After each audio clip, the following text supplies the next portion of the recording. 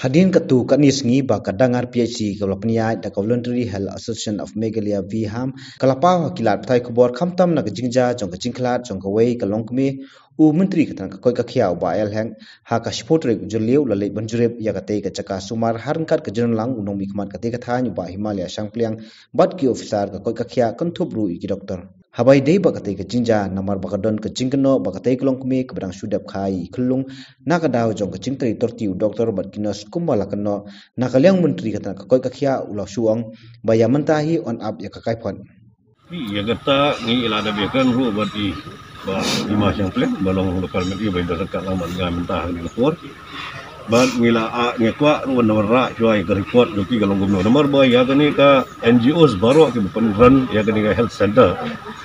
ladon ke agreement ladon ke MOU plus sign adu ke por ke bedang simti ya ka ieu te ya kata ngi ong benta-benta ban kum ke por jong covid mental ling ong pingin melak ban tinda sesuatu dalam kamsu covid ulah kam anda ke jingdan jong covid ingin sepakat ke babahan nak benta ke jingmento jong paiba dan song snong jong ni kasai ha koi ka liang bail hek ulapan sngo ba ka jingwan ka chung ka deiru kum sibenta banjure yeki jaka sumar ki bodon ha ka te ka than kilalong ki balakre niam bat ki jingdan kam ban yakun ya ka klam covid ni wan ngi ban kre ru ya ke jingdan kam lalu benta ngimpak ni ke jing kun jong ni yang depan covid takut ingin tip kalau kepor kena man skill biang today nomor kata kedau ni wan benefit yang judul kam umung UI hang ni nomor bah kani ka community corona care center nagaliang jong siong nagala kitya nagaliang jong local MLA berulang hang ni bah di macam pleng ru play kitya bah an pengkre judul kam jong ka corona care center jong community inagaliang jongi jong hal depan me rung ila ide bandon no kanu ba isolation ward ang ni hapo ka PHC jadi kata nomor bang laya inspect ke Jakarta ke sawan hina ke technical expert non impact ya ka feasibility kalau biang dengan betawan set up ya kan dia isolation center nomor bagalong ke kam ke lawan fas nano ru daga privat ya kan ni kan sara deh harga review meeting ke balong mandasi ke bapanya ini ke bacer da honorable chief minister dengan sepele usul ini ke jingnya borok bayi dulu ni pek pada ke jinglong juman jong ka PIC ki dawai ki dasin i kat tum ke jing report bengiyo benehi ke meeting ke balong ki biang hi nedang sedang ke hoi ke jing dunam duna he nom ong ban ong ban biang lut hindrai ke kat tum ke bapek ru mentahi ki jing kap idon ke nagaliang ke jungi ru mi wan ru ban ge kendu ru bon haki